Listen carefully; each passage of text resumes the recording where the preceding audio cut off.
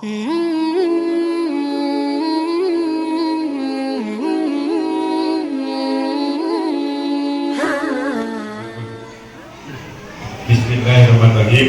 Assalamualaikum warahmatullahi wabarakatuh. Waalaikumsalam.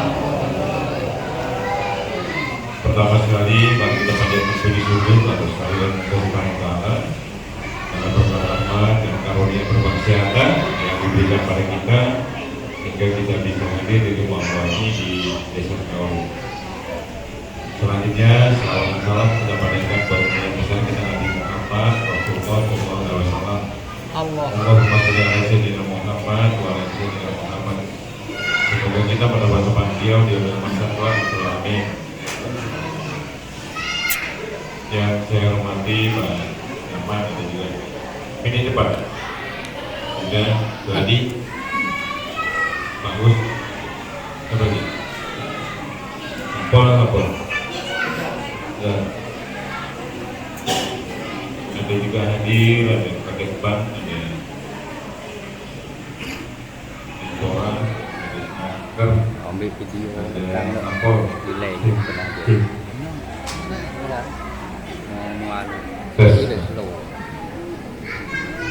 Kemudian tentunya yang dimuliakan dan dimuliakan Allah, para pengurus masjid, para imam, dan para jemaah, termasuk ibu semuanya lah termasuk lagi. Nanti kita di Euro ya, semuanya lah ya dimuliakan Allah. Baik, pada kesempatan ini mungkin setelah jadi bupati Bungkuliti kuasa kemarin kuasa mana ya Omaliga ya. Jadi memang sesuatu itu terjadi karena izin Allah. Karena tidak bergerak sampai biji dari rambut tanpa atas izin dari kuasa Allah. Jadi makanya bisa rencana nih ke ini nih. Saya balik dari Selasa, 15 hari Selasa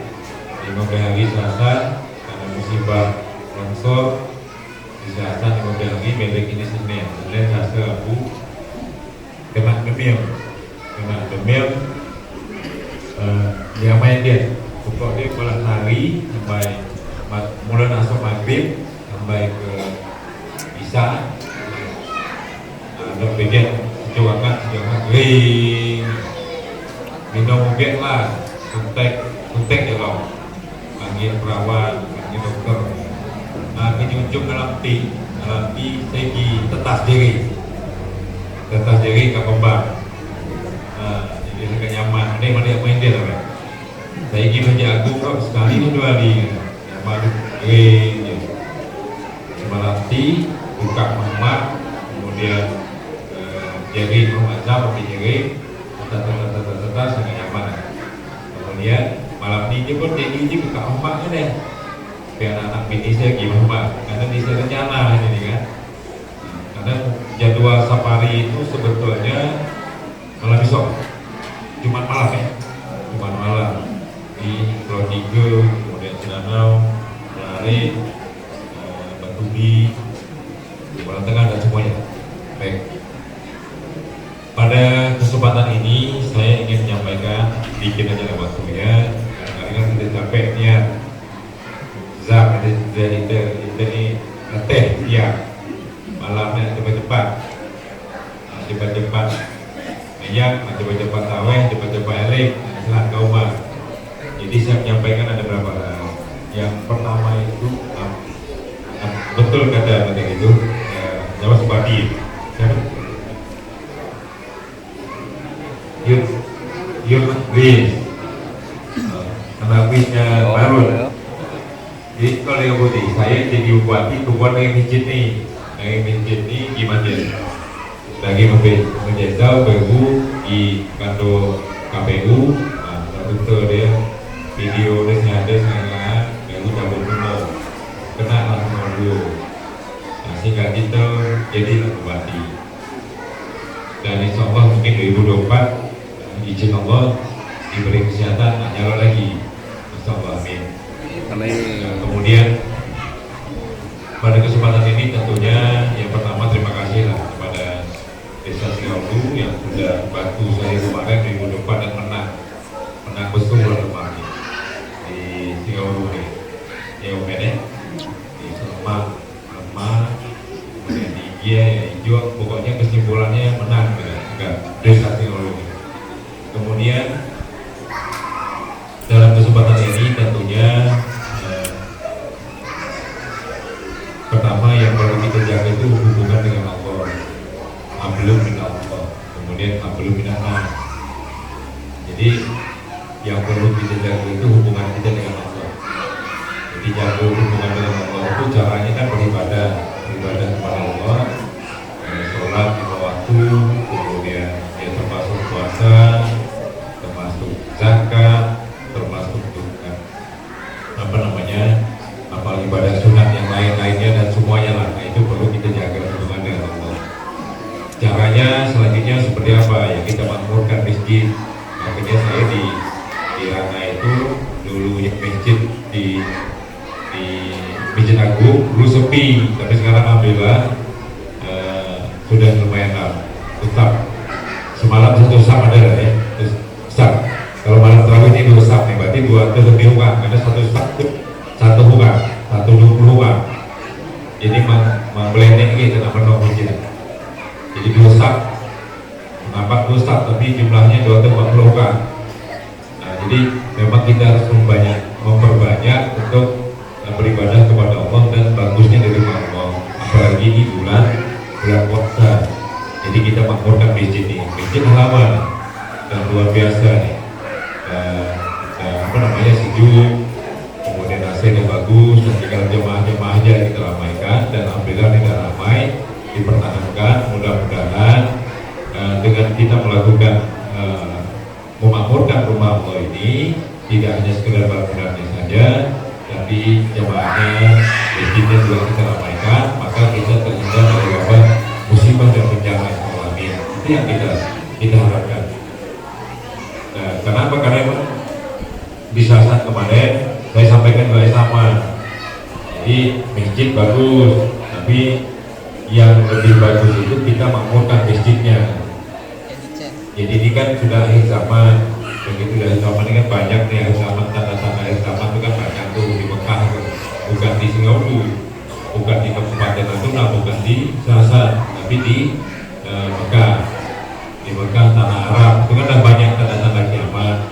Oleh sebab itu makanya kita harus berbanyak amal ibadah di samping untuk menyelamatkan diri kita sendiri, keluarga kita sendiri, dan juga kampung kita sendiri. Nah, ini perlu kita selamatkan. Kalau tidak nanti akan datang musibah dan bencana, baik untuk diri kita sendiri, kemudian baik itu di lingkungan kita sendiri, dan bahkan di kecamatan dan semuanya. Jadi makanya terima kasih, alhamdulillah sudah melakukan hal yang bagus sesuai dengan perintah Allah yang sudah kita jalankan. Karena ini harus kita lakukan terus. Kemudian berkaitan dengan hablum minan nas ini kan hubungan kita sesama manusia.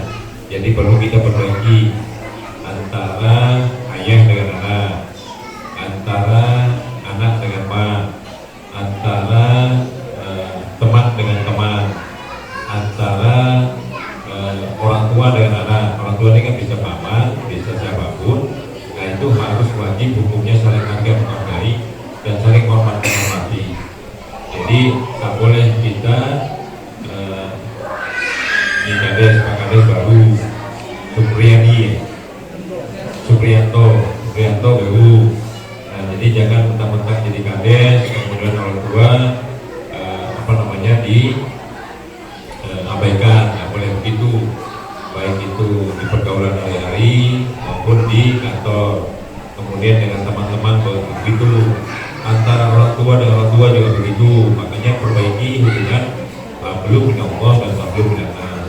Ini kan ada cerita nih, kita mention aja ya, ada cerita. Ada di zaman dulu di Yaman hidup seorang anak namanya Ois. Ois ini anak yang patuh kepada orang tua. Jadi kalau nak berhasil, kita ini harus patuh kepada orang tua. Bagi orang tua masih hidup,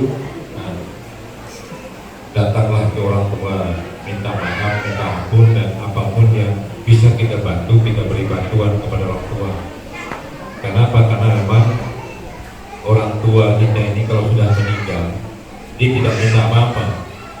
Tak ada dia minta misalkan nanti tinggal di rumah kita, tak ada dan minta duit yang kita, tak ada dan minta makan yang kita tidak. Cuma dia minta doa aja. Ini bagi orang tua yang sudah meninggal, maka doakanlah bagi orang tua yang sudah meninggal. Apalagi ini di bulan puasa, doakan orang tua minimal Al-Fatihah, Astagfirullah, Qul Binas, ya, Yasin dan semuanya itu lebih bagus. Kenapa? Karena dia tak bisa melakukan ibadah lagi kecuali kita selaku anak ini. Makanya ada 3 anak yang soleh, kemudian harta yang diwakafkan yang untuk kebaikan-kebaikan, kemudian ilmu yang ditinggalkan. Baik, nyambung kita Ois ini. Ois ini anaknya sangat berbakti kepada orang tua dan sangat susah, tidak ada punya apa-apa. Orang memandangnya kecil, hina karena kemiskinannya dan kesusahannya. Tapi di dalam kesusahannya itu, dari Yaman itu ke Mekah itu mau berapa ratus kilo, 300 kilo dan 200 kilo jauh ya, dari Yaman. Emaknya bilang naik haji, padahal anak ini emaknya tak punya apa-apa, unta tak punya, domba tak punya, semuanya tak punya. Dia cuma pengembala domba, ya, tapi bukan punya dia, tapi punya orang di kepala dia. Artinya orang susah. Sementara mak dia nak pergi haji. Nah, dia mikir bahwa bagaimana caranya supaya maknya ini bisa naik haji. Jadi dia pengembala dombanya di atas gunung. Tiap pagi dia berpikul domba, diangkat di domba dan bawa ke gunung. Diangkat sampai ke gunung, turun lagi, sampai bawah setiap hari naik lagi. Sekitar 10 bulan, lebih kurang 10 bulan, gajinya ngikut. Uang kampung itu, cuma kampung makin kampung. Dia wis lah gila. Masa ya yang digendong itu adalah domba kecil, naik turun gunung, sampai berat domba itu sekitar 80 kilo. 80 kilo domba yang besar, 80 kilo, 60 kilo atau 50 kilo lebih kurang begitu, bolak-balik ke gunung sehingga dia tidak terasa lagi angkat domba itu, ringan aja rasanya. Singkat ceritanya, sampailah waktu naik haji. Nah, begitu waktu naik haji, orang pergi naik haji pakai onta, mak atau orang tua atau ayah atau yang punya onta naik onta, dia tidak naik onta maknya, tapi digendong di pundaknya sampai di haji, sampai ke Mekah. Diceritain saking mengabdinya dia dengan mak. Jadi begitu naik haji di Mekah, sampai di Mekah, dia pun tidak mendoakan dia, tapi dia doakan maknya. Selamatkanlah mama, berilah kesehatan kepada mak, ampunilah dosa-dosa. Maknya dengar, oh iya teman, anakku dengar, kenapa pula kau tidak doakan kau sendiri, tapi kau doakan mak? Jadi kata Ois bilang apa? Ketika mak selamat masuk surga, maka mak pasti akan nolong aku. Jadi makanya mak ini sangat penting dalam hidup kita. Makanya Nabi juga bilang bahwa doanya kan ibumu kan 3 kali juga. Siapa yang paling dia di hidupnya, ibumu. Nah makanya singkat ceritanya, Ois ini balik lagi ke Yaman. Kita habis ke singkat kita tidak perlu lama-lama kan nanti kan pusing juga kalau gitu ya, kita ambil ini aja. Kemudian begitu balik lagi sampai ke Yaman, kemudian hidup beberapa tahun di Yaman, kemudian dia rindu kepada Rasulullah, mau ketemu dengan Rasulullah, minta izin lah sama emaknya. Begitu minta izin sama emaknya, pergi ke Mekah lagi. Sampai di Mekah, ini kita ambil singkat ceritanya. Begitu sampai di Mekah, Rasulullah tidak ada tempat, di tempat perang. di medan perang. Begitu di medan perang, maka dia balik lagi. Kemudian Awis ini janji sama umat dia tak lama, pokoknya ketemu dengan Rasulullah. Maka begitu ketemu Rasulullah dia akan balik lagi. Nah tapi begitu sampai di rumah ada Fatimah, dilihat bahwa tak bisa jawab kapan balik ke Rasulullah, maka Awis balik lagi ke Yaman. Begitu balik lagi ke Yaman, kemudian Rasulullah bilang sama Fatimah, ini ada orang ketemu saya tadi, dia tak balik, namanya Awis. Iya, karena ceritanya gimana? Ceritanya dijanjikan emak dia bahwa dia tak bisa lama, penting ketemu dengan Nabi sudah, dia nak balik lagi, baliknya. Begitu dia sampai lagi di Yaman, kemudian singkat lagi ceritanya, Rasulullah meninggal. Begitu Rasulullah meninggal, Rasulullah berpesan kepada sahabat Nabi, Umar dan Abu Bakar. Sahabatku dia, coba ketika kalian pergi ke waktu orang naik haji, coba cari orang yang dari Yaman namanya Awis. Ketika ketemu dengan Awis, tanda-tandanya telapak tangan ada tanda hitam. Ketika ada di situ, kami tak doa kepada Awis.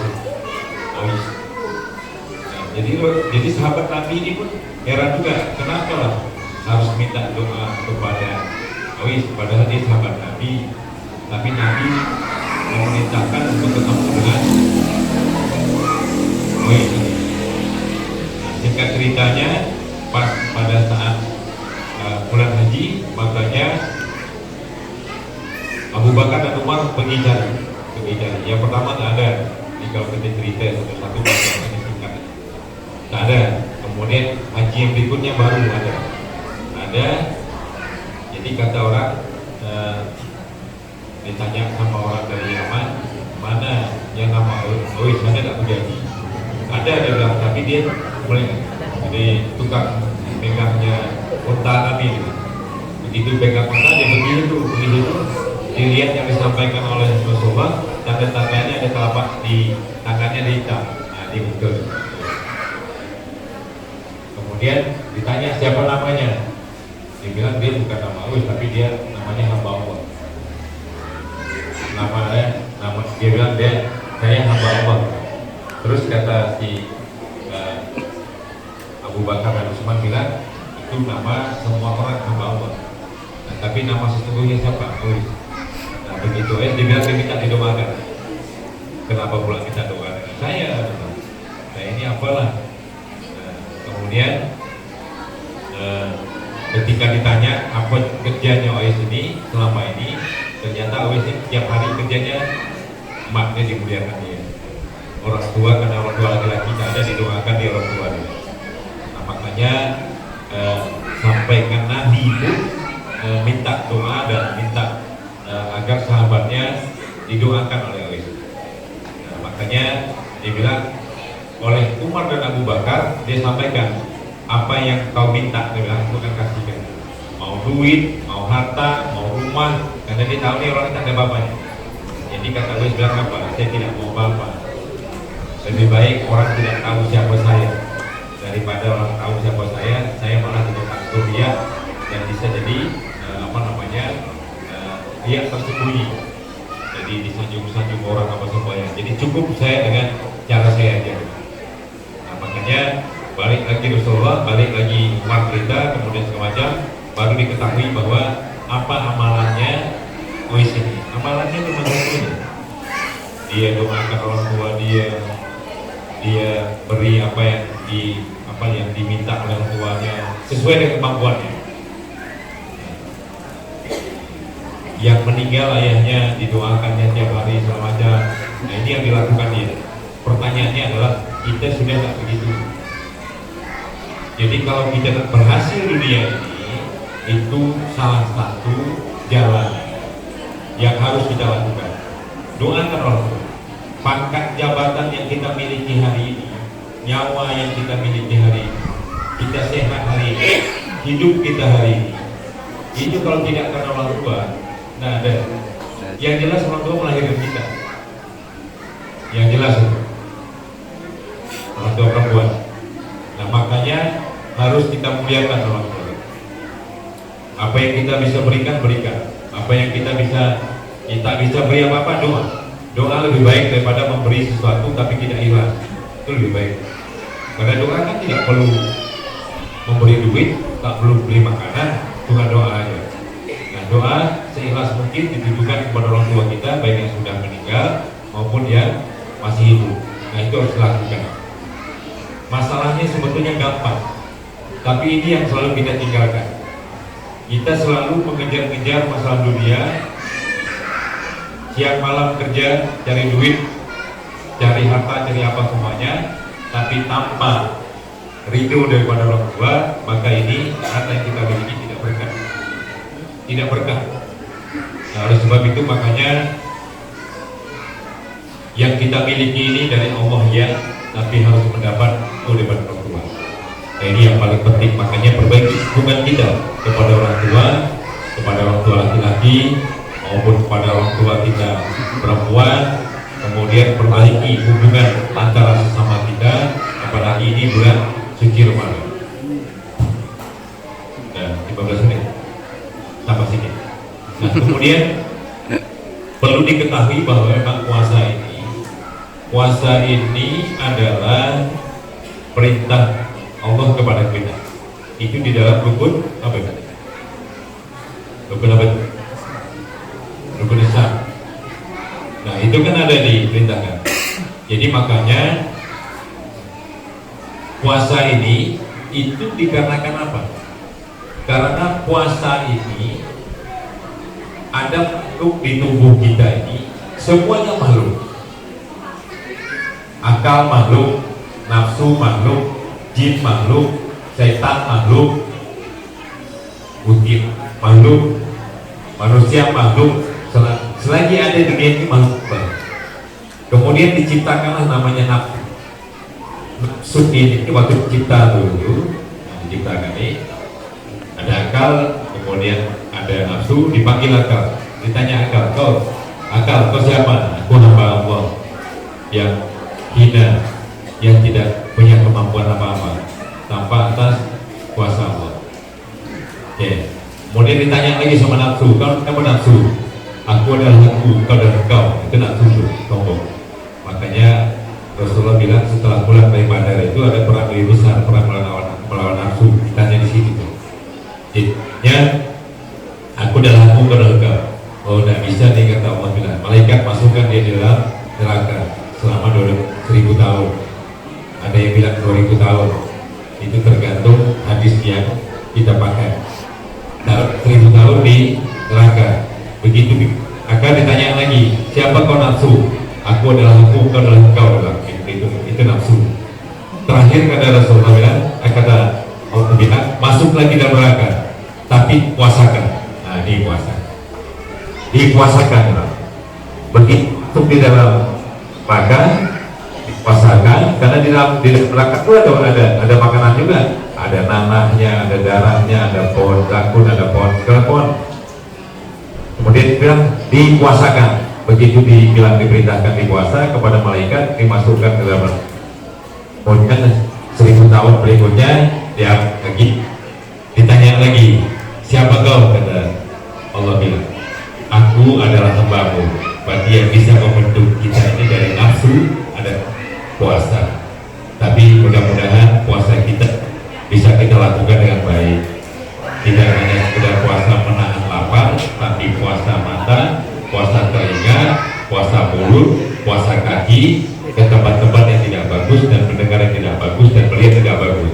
Tapi pergunakanlah puasa ini dari rumah ke tempat ibadah dan melakukan hal-hal yang baik. Mudah-mudahan itu bisa mencegah kita dari dorongan nafsu yang luar biasa.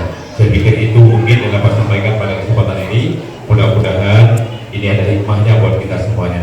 Dan saya memang tadi disampaikan betul adanya, saya memang di Seoul kebetulan lemah loti dekat kebun lah ya, kebun dekat Mahkobah, mana bang dekat kebun.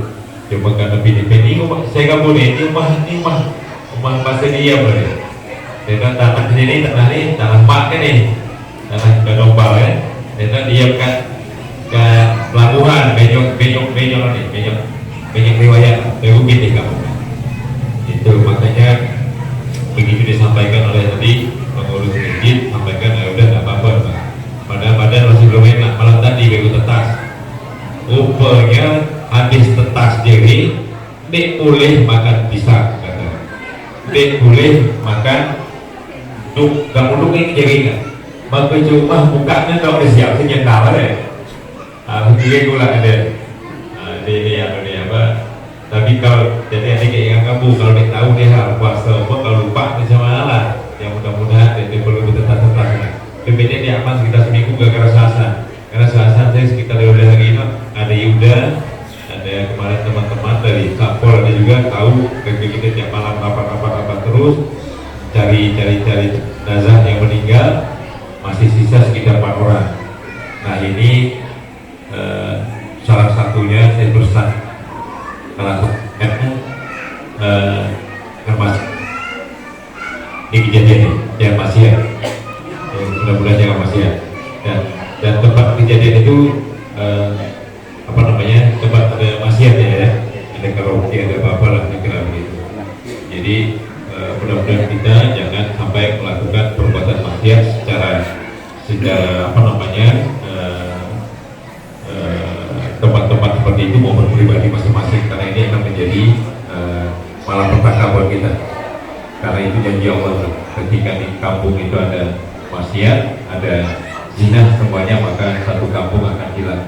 Tapi banyak hal, hujannya sampai 11 hari betul. Kemudian banyak hal lain secara mistis juga banyak. Jadi banyak hal yang menyebabkan itu. Jadi bukan itu aja. Tapi di sini nanti ya harus begitu. Itu barangkali dapat sampaikan. Kalau itu kurang, mohon maaf. Jadi perbaiki hubungan kita dengan Allah, perbaiki hubungan kita dengan manusia, termasuk kepada mak-mak kita, kepada ayah-ayah kita, karena ini adalah wajib hukumnya kita menghormati dan menghargai orang tua kita. Kalau kita tidak berkah, mau dia jadi babinsa, mau jadi Kabin Kadimas, mau jadi kepala desa, mau jadi RT, mau jadi pencamat, mau jadi bupati, tidak jadi apapun, mau sehat, mau apa semuanya, ya kuncinya harus muliakan orang tua.